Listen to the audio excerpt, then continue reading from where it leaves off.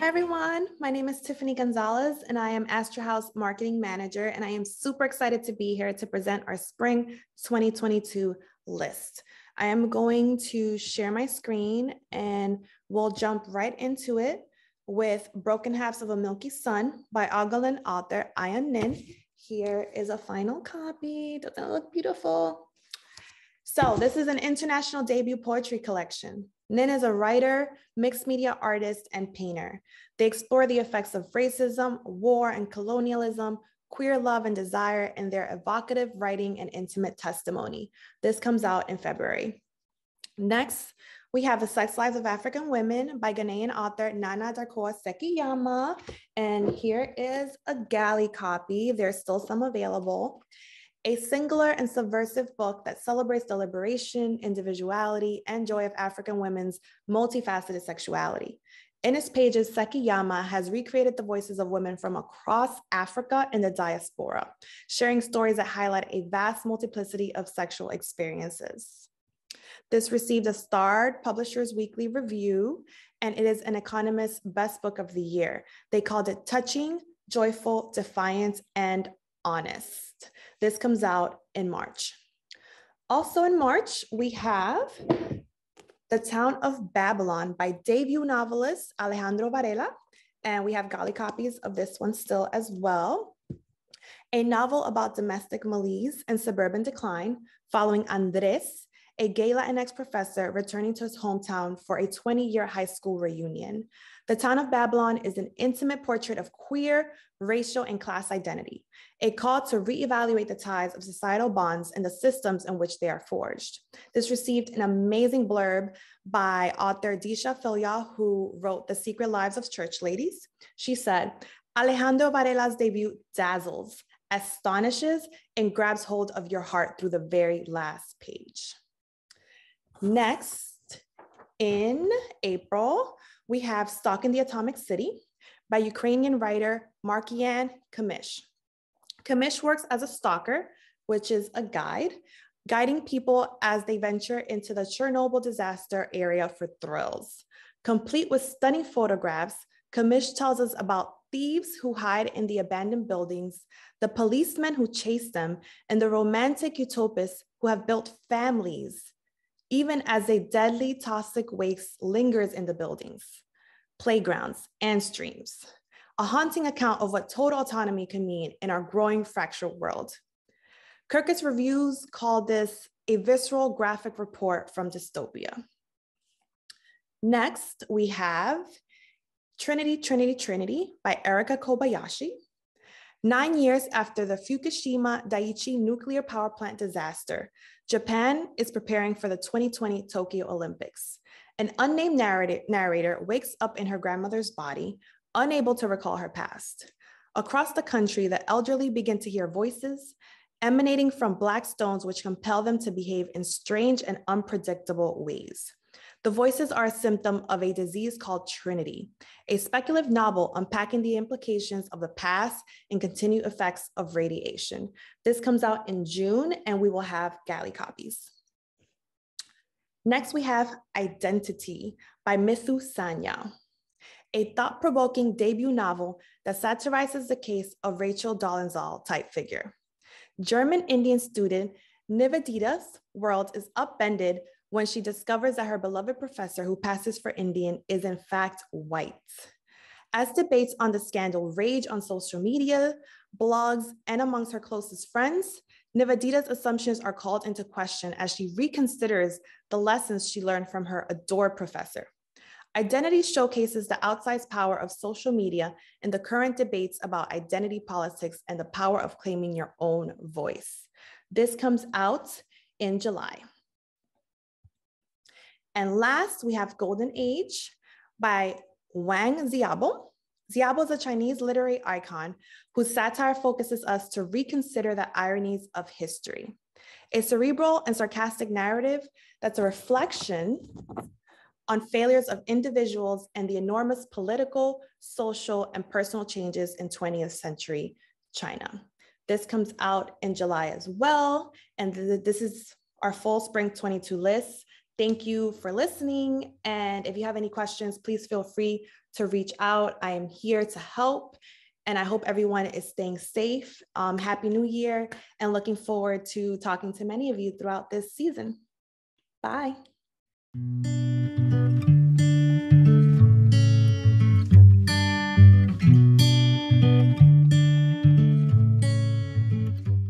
Hi, everyone. So glad to be here. And I'm going to be presenting highlights from the 7 Stories Press list. And next slide, please. 7 Stories publishes works of the radical imagination. So here's a sample of some of the books we publish. And so some highlights, next slide, for the spring 2022 list. First up, How I Survived a Chinese Re-Education Camp. So this is our lead title this spring, and it's the first memoir about the re-education camps by a Uyghur woman. The author, Gulbahar Hatawaji, was an executive in the Chinese oil industry who moved to France with her family in 2006 as political refugees. And in 2017, she went back to China for a work administrative issue. Once there, she was arrested and has spent more than 2 years in a re-education camp where she experienced interrogations, torture, hunger, police violence, and other atrocities, which the Chinese government denies. So thanks to the efforts of her family and the French Foreign Ministry, she was freed and able to return to France, where she currently lives. And Caucus has given this a starred review, a taut, moving, powerful account of an ongoing human rights disaster. So this will be out in February, and we anticipate a lot of media attention, including an NPR interview. Next up is Art and Crime. So this one is for people like me who are fans of Patrick Radden Keefe's reporting on crime in the art world, or for anyone who got hooked on trying to figure out the unsolved Isabella Gardner museum theft in Boston after watching the Netflix documentary, This Is a Robbery. So the authors basically make the case that in today's unregulated art world, many art crimes are committed not because somebody wants to enjoy the art that's stolen in their own home, but instead it's for ransom, money laundering, and tax fraud, things like that.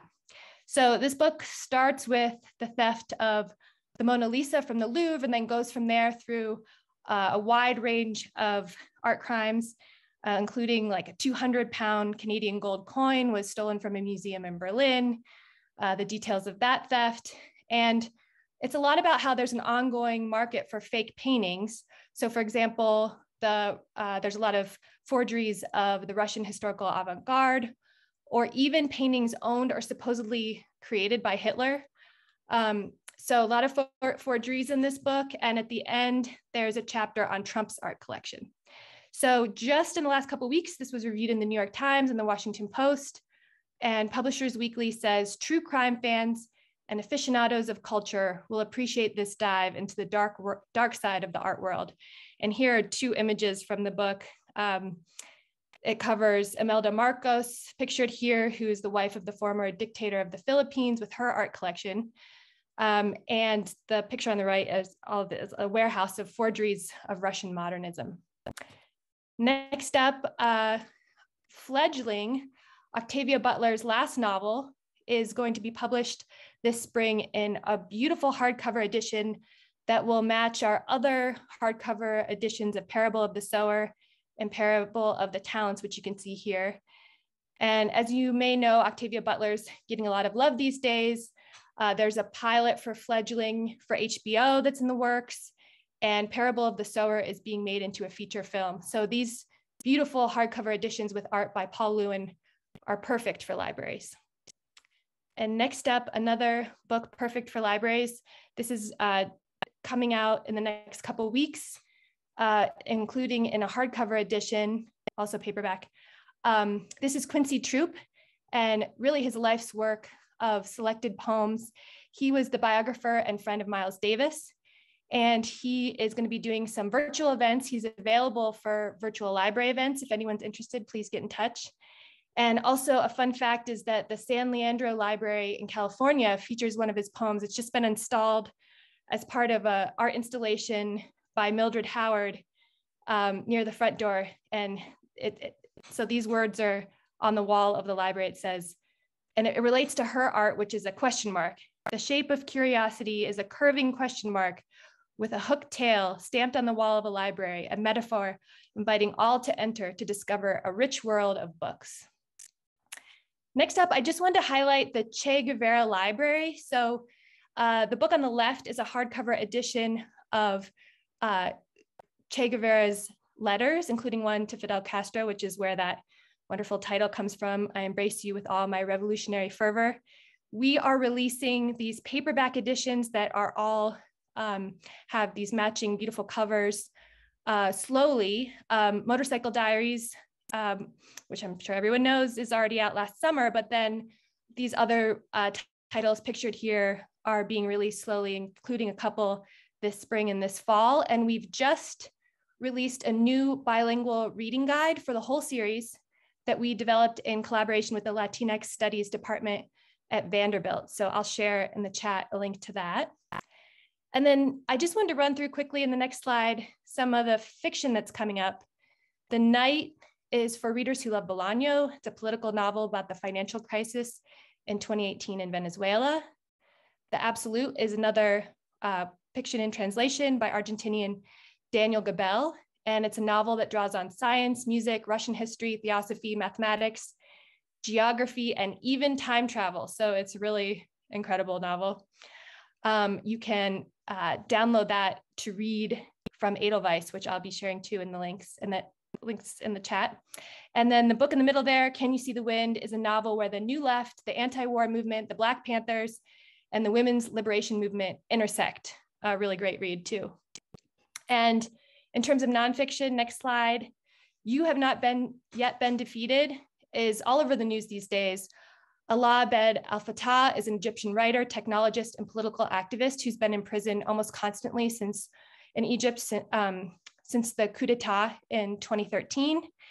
His mother just wrote an op-ed in the New York Times that appeared right before the end of the year, 2021.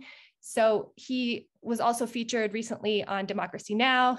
His imprisonment is international news, and this collection of his writings features an introduction by Naomi Klein, who says in her introduction, "You are holding in your hand living history."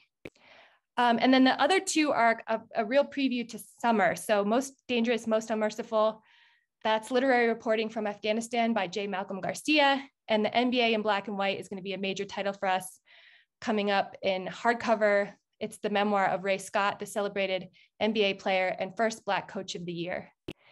And then switching gears to Triangle Square, that's our children's imprint. And we are really excited to be celebrating the 10th anniversary of this imprint, which launched in 2012. And we describe this list as social justice storytelling for kids of all ages. And to commemorate the 10-year anniversary, we're creating a backlist catalog that folds open to a poster, which will feature original art by Innocenta Nagara. It's in the works right now, but we'll have it for ALA annual in June. So we'll be giving those out. Innocenta Nagara is the author of A is for Activists, which you see here. His most recent book that he illustrated is Together, which has been a huge bestseller for us.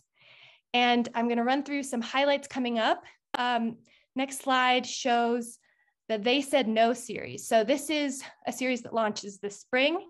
It's translated from the French, and in France, it's a really popular series for young adult readers. And these are resistance stories, biographies. And what's interesting about them, this is sort of a French style, is that they are nonfiction, but they have some fictional elements, like, for example, reconstructed dialogue. So I really recommend these for young adult librarians.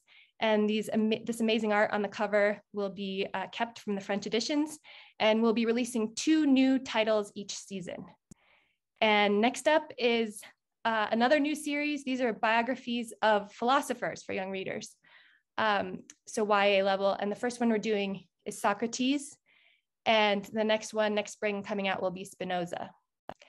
And then I just want to take a moment in the next slide to talk about Corey Silverberg. So these are huge best-selling titles for us. What Makes a Baby there on the left is for 3 to 7-year-old kids, and Sex is a Funny Word is for 7 to 10-year-olds. Sex is a Funny Word has been on banned book lists, but it's won honorable mentions for ALA awards. And what's wonderful about these books is that they are, for each age group, they are sex education. Corey Silverberg is a sex educator based in Canada, but really for all identities and abilities.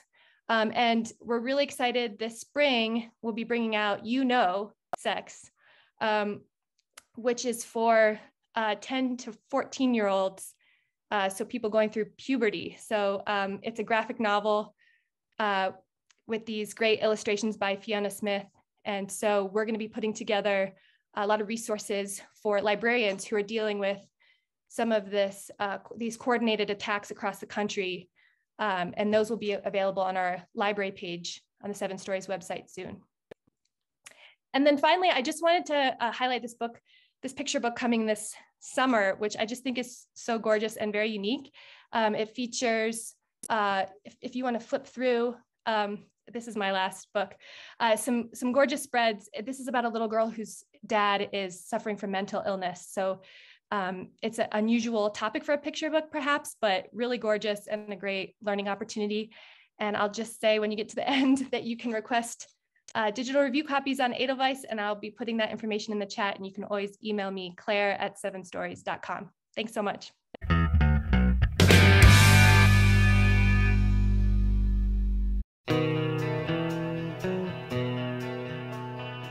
Hello, my name is Elena Muntz, and I am the publisher of Brick Books. We are a Canadian poetry press, and as one of the few poetry-only publishers in the world and a long-venerated member of Canadian's publishing industry, we've been around for 47 years. Brick Books is a hub and a home for poets and lovers of poetry in Canada. Our mission is to curate poetry with deep craft and something at stake. And we're always striving to broaden the definition of what poetry can be and do.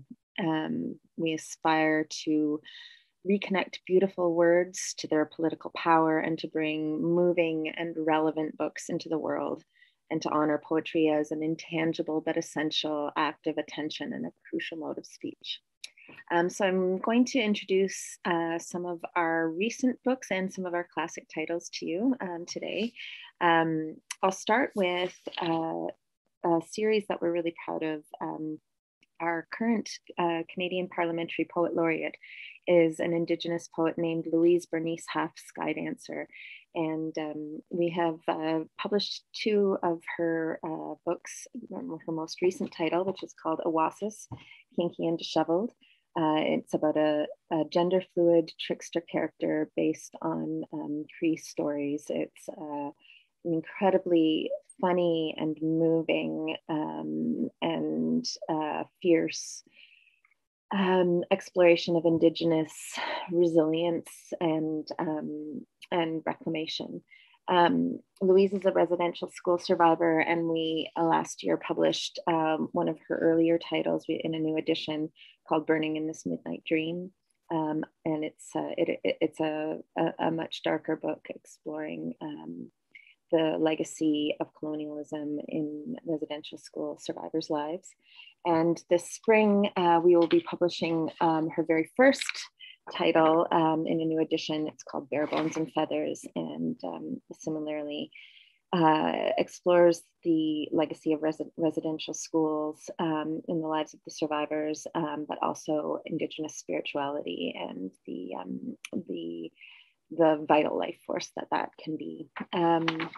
So they're really important, beautiful books. The next titles that I wanted to introduce you to are our fall 2021 titles. The first one is a book called Why I Was Late by Charlie Petch. This is Charlie's first book, although they are a veteran spoken word artist, and they came to us through our spoken word portal called Brickyard, which you can find online.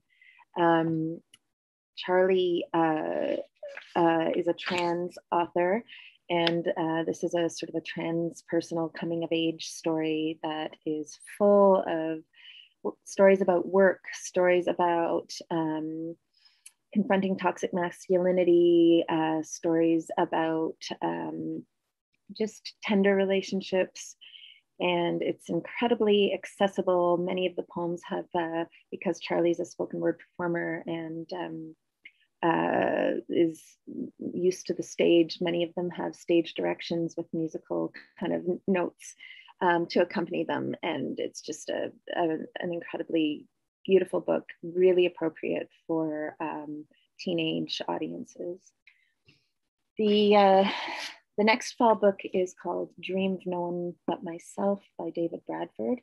David Bradford is a Montreal author, and this book is an exploration of intergenerational trauma in the life of a biracial young man. And it is an interdisciplinary book that uses lyrical essay and poetry and erasure to really deconstruct the memoir form.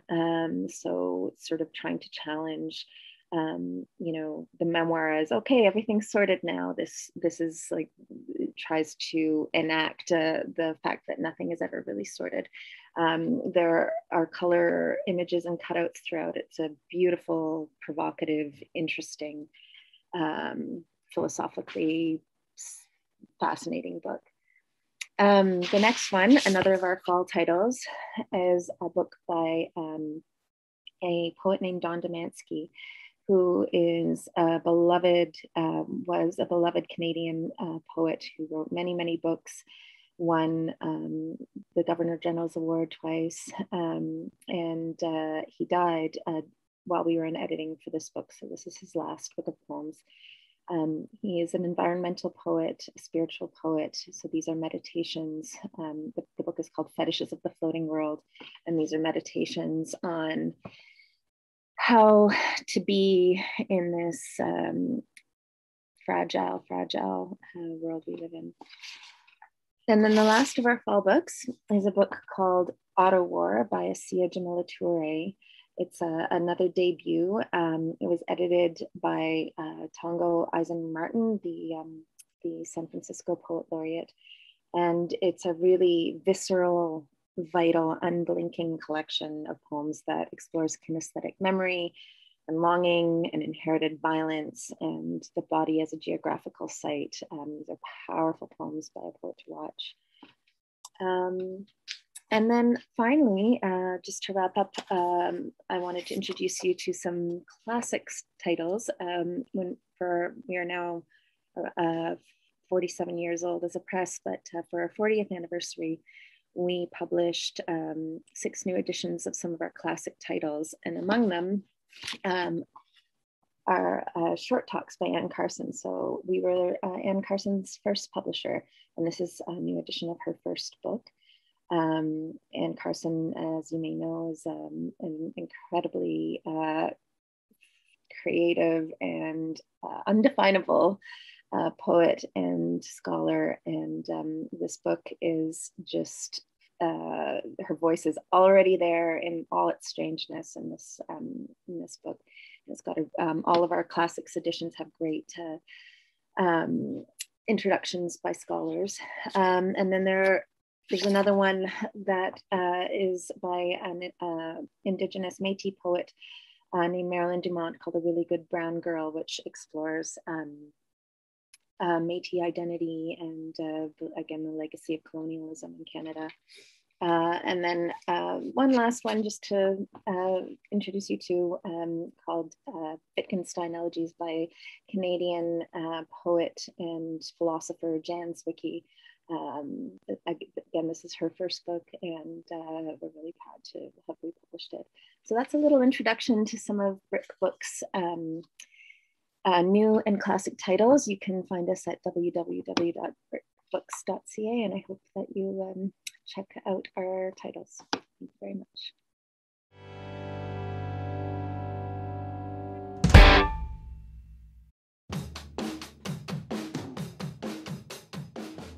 Hey everyone, I'm thrilled to be joining you. I'm David Goldberg, Sales and Marketing Director for the indie press publisher Steerforth Press, working closely with our friends at Archipelago Books, Pushkin Press, and Campfire Graphic Novels, and we're all distributed by Penguin Random House. Please check out our Edelweiss collection. And if you're interested in any of the books or authors I'm talking about today, drop me a line at david@steerforth.com. Up first is I Can Take It From Here, a memoir of trauma, prison, and self-empowerment. BIPOC author Lisa Forbes is making her debut with this powerful and hypnotic memoir. Like Somebody's Daughter, A Piece of Cake, and Jasmine Ward's Men We Reaped, this emotional, page-turning account of unhealed trauma and personal transformation will break your heart and change your mind. Lisa's incredible story, which stretches from Chicago to Atlanta to Denver, where she now resides, recounts the years of bullying, abuse, and religious ostracism she endured, but she also needed to take personal responsibility for killing the father of her daughter. And she concludes, I could never heal myself if I focused solely on my pain. Through her work helping parolees find jobs and stay out of jail, Forbes' goal now is to make a difference in both public policy and by helping restored citizens break the chains of their trauma so they can also say, thank you for your help, I can take it from here. Lisa is eager to connect with readers and audiences and brings a joyful presence and positive energy. With her years of speaking experience, she's a natural for live and virtual events and can spark partnerships with community organizations and local faith and business groups, especially in communities near prisons. Next is Ageism Unmasked, Exploring Age Bias and How to End It by Tracy Gendron. This bold account of the history and present day realities of ageism by a nationally recognized gerontologist and speaker uncovers ageism's roots, impact, and how each of us can create a new reality of elderhood. Dr. Gendron is based in Richmond, Virginia, and this is not just for people who get their books from booksellers and librarians, it's a book for booksellers and librarians. It's aimed at a multi-generational audience and inspired by Stamped from the Beginning and How to Be an Anti-Racist. Ageism Unmasked will change how you see the public and your colleagues and yourself. There's an email that I received from a bookseller who had read the ARC the day that it arrived in the mail. And what she wrote is, I just finished the book and I have to tell you that my perceptions about aging have changed, especially towards myself. After reading the book, I've decided to own my own age, every age, and set my sights on being future-oriented. I need to continue with goal setting in a way that includes more than the year in front of me. Because of this book, I have hope for the future. It's not an easy step by any means, she continues, but now I feel committed to dispelling myths about aging, and on behalf of our youngest on staff, that stereotypes go both ways. Next, in Ripple, A Long Strange Search for a Killer, journalist Jim Cosgrove chronicles his decades-long quest to uncover the truth of a family friend's disappearance and death. This book about two families on opposite ends of a murder is perfect for fans of I'll Be Gone in the Dark and Memorial Drive. This book really has it all. The victim's family in Kansas City is famous for their barbecue, while the killer's South Carolina family runs a famous seafood restaurant. A connection to the Grateful Dead that's hinted at in the book's title delivers an emotional payoff at the end, and the skeptical author encounters a psychic who helps him make key breakthroughs that amplify the book's themes of family connections and listening to and trusting the voices and feelings in your own head. Cosgrove has hustled as a journalist as well as in the guise of Kitty Rockstar, Mr. Stinky Feet, touring the country every spring and summer. So if you're interested in hosting Jim Cosgrove at your library or bookstore, get in touch with me at david@steerforth.com. Against the Ice, the classic Arctic survival story, features a new foreword by Nikolai Coster-Waldau, famous for playing Game of Thrones' Jaime Lannister.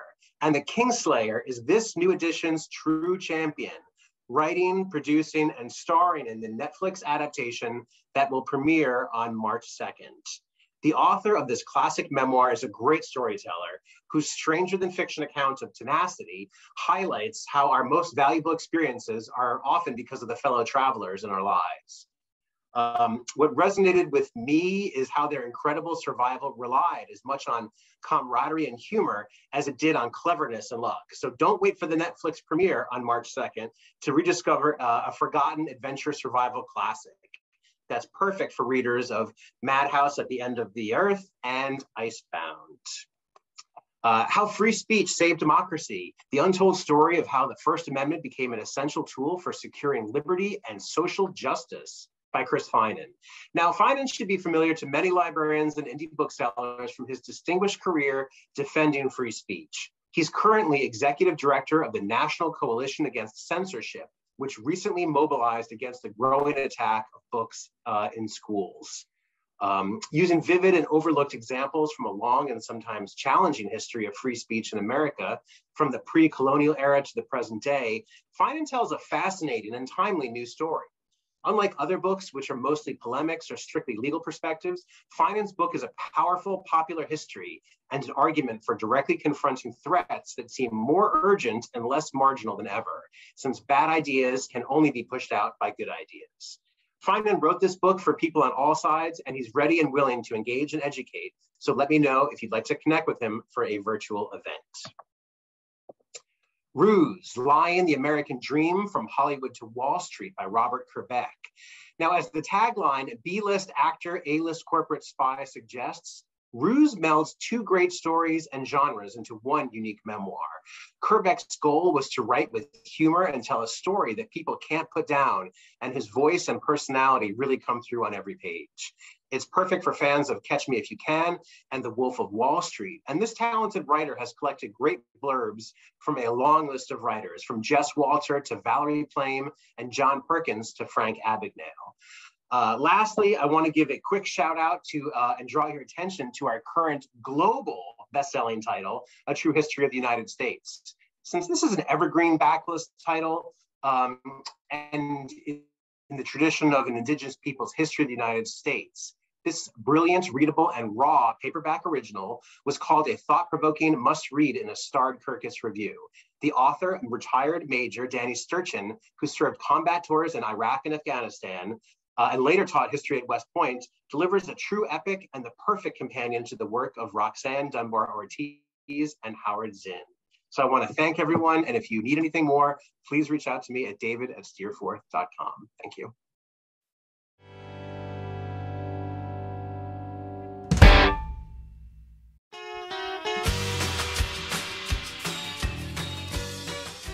Hi, everybody. Thanks so much for joining. My name is Ann Rumberger. I'm the marketing director at Verso Books, and I'm just going to tell you a little bit about some of our upcoming titles.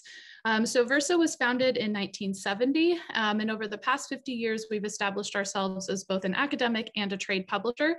We focus on a wide range of nonfiction, including history, politics, economics, philosophy, art, cultural theory, ecology. And then in 2019, we launched our fiction imprint, Verso Fiction, with a focus on international fiction and translation. So this year coming up, we have 3 new novels coming out in our fiction imprint. The first is called How to Be a Revolutionary by South African writer C.A. Davids. This is a really beautiful and ambitious story that spans Cape Town during apartheid and contemporary Shanghai. The next one we have coming out is called I Fear My Pain Interests You. It's coming out in September. It's by American writer Stephanie LaCava, and it's her second novel. It's about a millennial woman with some famous rock star parents, and she kind of goes through an existential crisis. She becomes obsessed with 1960s French cinema, and she moves to a small town in Montana. The third novel is Mother Dead? It's by Norwegian author Vigdis Hjorth. This is a really fun and funny book. It's about a 60-year-old woman who's been estranged from her family for about 30 years. She moves back to Oslo and she starts spying on her mother. So the cover is actually her hiding in the bushes and spying on her mother. It's a lot of fun. A couple other books coming out this spring, Girl Online by Joanna Walsh. This is a book that's described by the author as the first feminist user manifesto. And by user, she means all of us that use the internet. So this is a book that explores how women negotiate the space between their identities as girl, mother, artist, and commodified online persona. It's an experimental work of creative nonfiction that investigates the online experiences of women as everyday internet users. It's very much grounded in the work of cyberfeminism, but she's adding a very personal twist. So she's drawing on 1970s feminist thinkers and philosophers like Lauren Berlant, but she's also referencing Sex and the City, Freud, Plato's Symposium. It goes all over the place. It's a little bit of a feminist manifesto, a little bit of cultural criticism, a little bit of personal narrative. It's a very cool experimental book. Next up is Internet for the People. This is an urgent manifesto about the struggle for a more just and equitable internet. The author, Ben Tarnoff, is the co-founder and editor of Logic magazine. And this book tells the story of the privatization that made the modern internet and why it resulted in the crisis that consumes the internet today. So the internet was remade for the purposes of profit maximization. And in doing so, it turned a small research network into a powerhouse of global capitalism. What can be done to reclaim the modern internet? So this is a rallying cry for a new, better, democratic internet. We're going to need to change how the internet is organized and how it's owned. So not with an eye towards profits, but towards an eye for making corporations less dominant. This is a really beautiful and powerful vision for what the internet could be, and it provides some really helpful ideas for how we can get there. Next up is this really beautiful book called The South by Adolph Reed. In the South, Adolph Reed, who is a New Orleanian, a political scientist, and according to Cornel West, the greatest democratic theorist of his generation, he takes up the urgent task of recounting the granular realities of life in the last decades of the Jim Crow South. So thanks to Adolph's personal history and political acumen, we're seeing America's apartheid system from the ground up. So not just in the legal framework or systems of power, but in the way that these systems structure the day-to-day interactions and lives of everyday people. It's really beautifully written. It's caustic, it's empathetic, but it's also very analytically precise and very surprising. Next up is Captives by Jared Shanahan. This is the definitive history of Rikers Island and the modern jail system in New York City, as told by somebody who was formerly incarcerated at Rikers. So featured throughout the book are Angela Davis, Afeni Shakur, the mother of Tupac Shakur, William Buckley of National Review, Rudy Giuliani, Malcolm X, and many other well-known figures. The book is very cinematic. It's providing us with a blow-by-blow account of every major jailbreak and resistance movement over the last 60 years. Next up is Half-Earth Socialism. I absolutely love this book. It's super weird and really, really inspiring. This is a reminder that there's still a way to save the planet and guarantee a good life for all. So the authors maintain that we can do this by controlling our energy and our land use and planning for the common global and ecological good. This is a combination of philosophy, policy planning, computer science, and political manifesto. There's even a little bit of utopian fiction at the beginning and at the end. And the book is making a bold argument for mass veganism, rewilding half of the earth, and central planning to plan the global economy in a way that prioritizes the health of people and the planet. There's a companion video game that's also launching at the same time, where you can use the author's modeling system and build your own half-Earth model. This is a very unique book and a really perfect book for anybody who wants an alternative vision for how to tackle the climate crisis. Next up is Bad Gays. This is going to be a super fun book. It's coming out at the end of May, just in time for Pride Month. Bad Gays is an alternative history of homosexuality, looking at some of the bad, evil, complicated figures who helped shape our understanding of gay identity. So each chapter in the book follows and explores a different gay figure and introduces how sexuality was understood in the culture of that era and the ways that their sexual desires and the social norms of the time influenced their lives. So 14 different figures are covered, from the Roman Emperor Hadrian to King James I to Lawrence of Arabia to the anthropologist Margaret Mead and to J. Edgar Hoover. The book is also based on a popular podcast, which is called Bad Gays. Next up is Daddy Issues by Catherine Angel. This is a bold and beautiful long essay. Catherine Angel sets out to examine the fraught bonds between daughters and fathers, between women and the patriarchal regime. She's drawing on developmental psychologists like Winnicott and Freud and the works of Virginia Woolf and Vivian Gornick, as well as Me Too cases like Harvey Weinstein and Brett Kavanaugh. She talks about issues of incest, coercion, violence, and care. And this really delves into the very vexed spaces of love and hate and fealty and rebellion. Catherine Angel is a beautiful writer. She's one of the best voices writing on desire, sex, consent, and feminism today. We published her previous book, Tomorrow Sex Will Be Good Again. And this is a book for readers of Leslie Jameson and Amina Srinivasan, Gia Tolentino. It's absolutely beautiful. Last up is Road to Nowhere by Paris Marx. So Paris Marx is a technology writer. And in this book, they outline how we got to our current transportation crisis and looks at the rays of solutions that are currently coming out of Silicon Valley, criticizing most of these solutions coming out of Silicon Valley. Paris is the author of the podcast Tech Won't Save Us, which was recently awarded the Best Tech Show in the Canadian Pod Awards. And the book offers a positive vision for the future, starting with seeing transit as a social good, getting people out of their cars and providing transportation services for all. And it especially takes into consideration the needs of the most marginalized and the most vulnerable. So those are some of our books coming out this year. You can reach out to me anytime at ann@versobooks.com. And thank you so much for your time.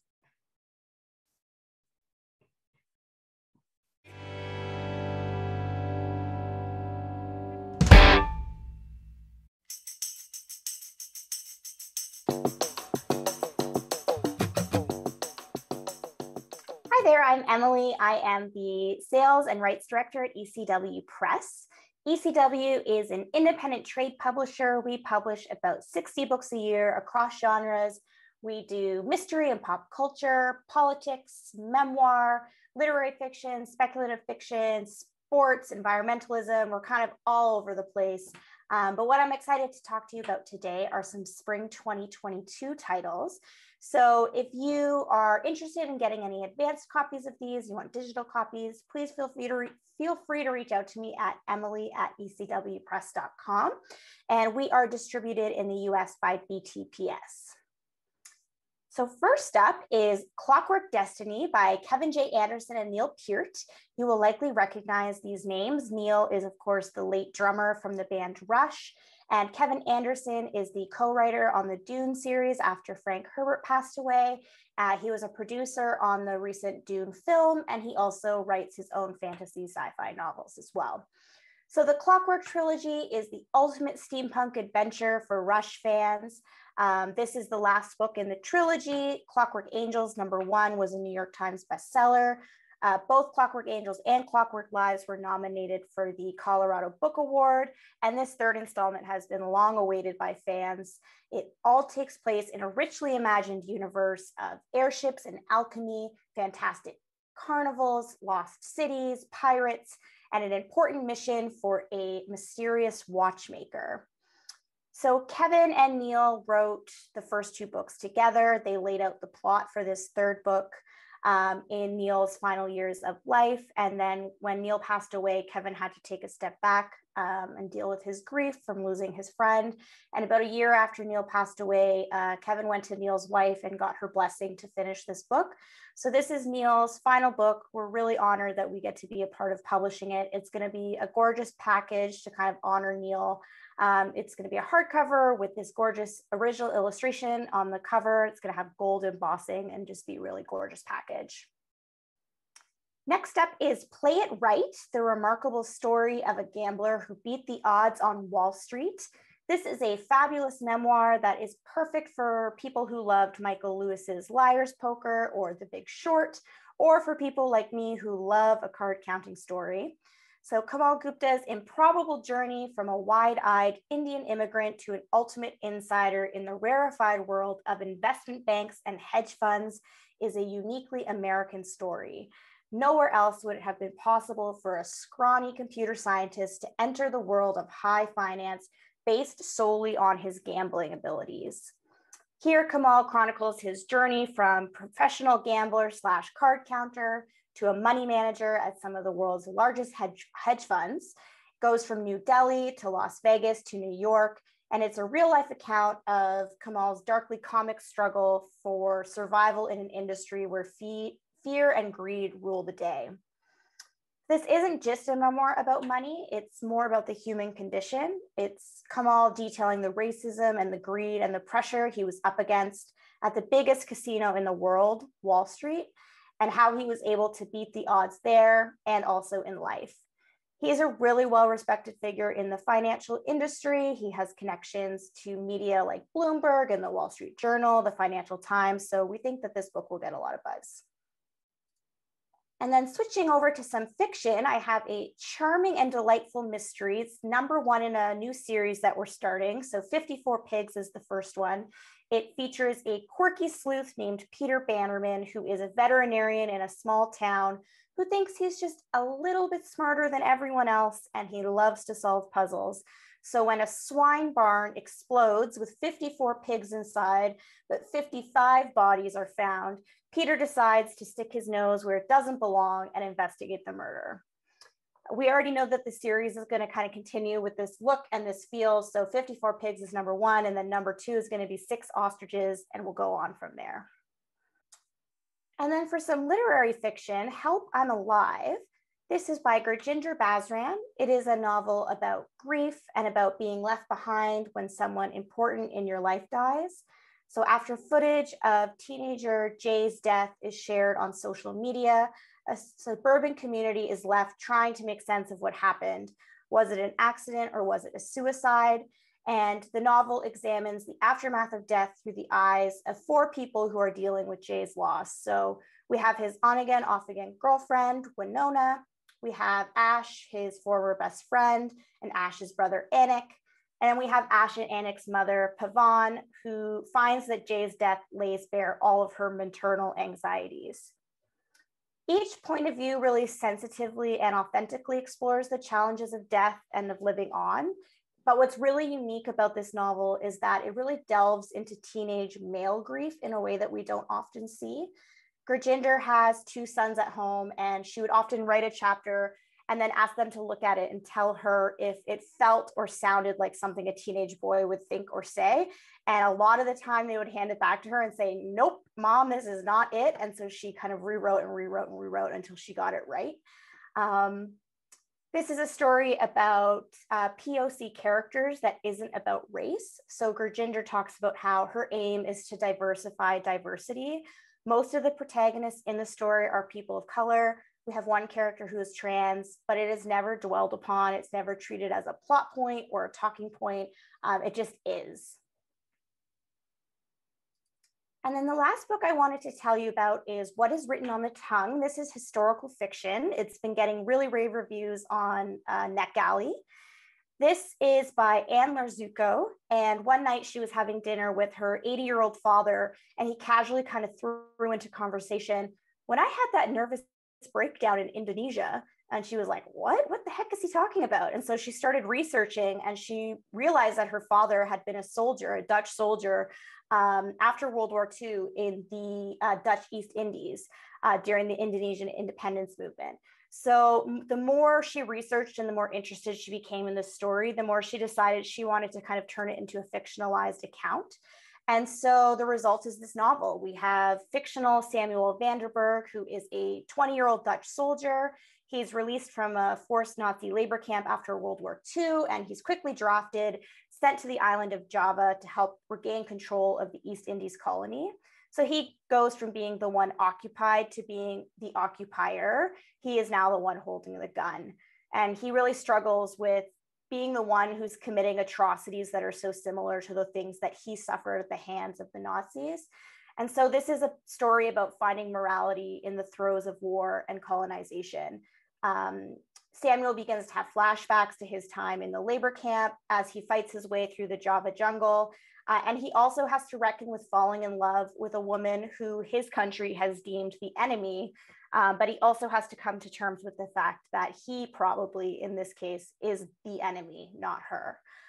So yeah, those are the books I want to tell you about for spring. Thank you so much for listening. And again, reach out if you wanted to read anything early, Emily@ecwpress.com.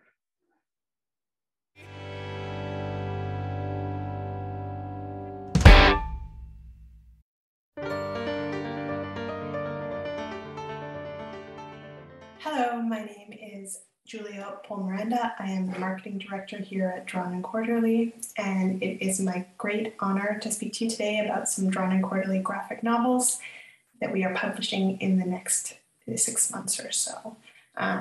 I'll just let you know that Drawn and Quarterly books are distributed by Farrar, Straus & Giroux, which is an imprint of Macmillan in the United States. You can always contact us via publicity@drawnandquarterly.com with any questions or to request review copies of books. First up, I'd like to tell you about a debut author we're publishing in May. Emma Grove is the cartoonist of The Third Person. This is, as Tori Peters, the author of Detransition Baby, has said, a vulnerable, beautiful, exquisite book that offers an uncommonly clear look at a mind coming to know itself. This was a cold submission, and it is a 900-page book, and it is just utterly enthralling. Emma has taken this incredibly complex experience of going to therapy in search of gender-affirming healthcare and made it this absolute revelation about the barriers that people face to healthcare that is appropriate for them, her experiences as a trans woman in the early 2000s, what it means to have a mental illness diagnosis, and the stigma of holding multiple marginalized identities in the workplace and beyond. It's also a utterly affecting work about trauma, and it is just incredibly well cartooned. I personally stayed up till 2 in the morning reading the PDF of this book the first time because I just was so invested in Emma's journey to figure out how to live, how to be herself. And there's a lot of this book takes place in a therapist's office, and it is just fascinating. It is a fascinating look at all of these different dimensions of identity and of care for oneself and care from the system.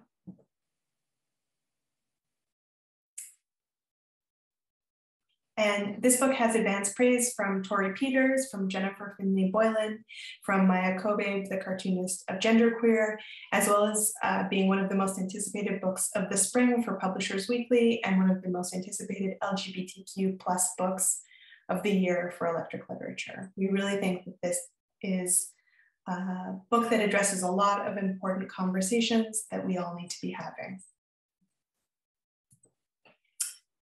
Ducks, 2 Years in the Oil Sands by Kate Beaton is coming in September. And as you'll see right on the cover there, Kate is a #1 New York Times bestselling author. This is a book that people have been anticipating for at least 5 years now, and it is an absolute honor to get to work on this with her.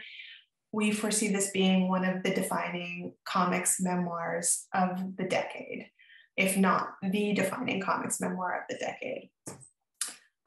So in it, we follow young Katie Beaton as she leaves her hometown in a rural village in remote Atlantic Canada for the work camps in northern Alberta, where men outnumber women 50-1. What you get over the course of her 2 years in the oil sands is a portrait of a place that very few people go to, that is a primary driver of the economy. You get a lot of analysis about class and gender and corporate misconduct and indifference. And you also get just this incredibly personal story of a young woman growing up and coming to terms with her life. And you really also get a good sense of who is doing the dirty work in the oil fields, who is taking these dangerous jobs and living in these remote places for pay. It's an insider's perspective on a place that many people have many opinions about. And with advanced praise from Patricia Lockwood, Carmen Maria Machado, Anna Wiener, who wrote Uncanny Valley, Jessica Bruder, who wrote Nomadland, we really think this is a book that engages so many conversations about the environment, about the misdeeds of big corporations, and about all of these different intersecting issues. I think that this book is going to find a lot of readers this fall. Acting Class by Nick Gernasso is Nick's follow-up to his Booker-nominated graphic novel Sabrina, which resulted in a profile in the New Yorker and was one of the New York Times most notable books of the year. We think that this follow-up is astounding and powerful and fascinating and entirely going to satisfy people who loved Sabrina and were fascinated by Sabrina. In this book, we are introduced to 10 people who have decided to join a free acting class in a community center. And we get to know each of these characters, their losses, their anxieties, their fears, what they're trying to present into the world and how they're failing to do so. And at the same time, they're being led by this mysterious, charismatic instructor named John. And we also get a sense of these people as drifters, as people who haven't quite figured out where they want to be in the world.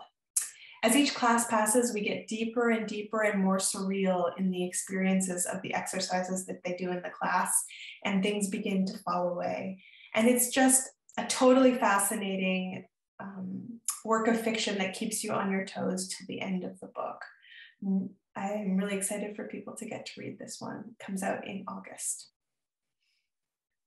And then the last two things I want to tell you about is Revenge of the Librarians by Tom Gauld, coming in October 2022. This is a collection of his fantastic, hilarious Guardian comic strips about literary and pop culture and highbrow and lowbrow and reading and readers. And I would be remiss if I did not tell you about 3 fantastic Linda Berry reprints we have scheduled. Linda Berry is, of course, the creator of Ernie Pook's Comique, which is where these 3 books are from.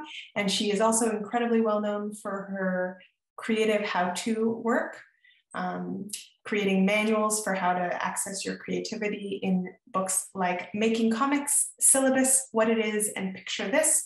She recently won the MacArthur Genius Grant for this work. And these are earlier comics that just are totally gorgeous and insightful about the stresses, the anxieties, and the joys and painfulness of adolescence. So we have Come Over in February, My Perfect Life in June, and It's So Magic in September. Thanks for your time.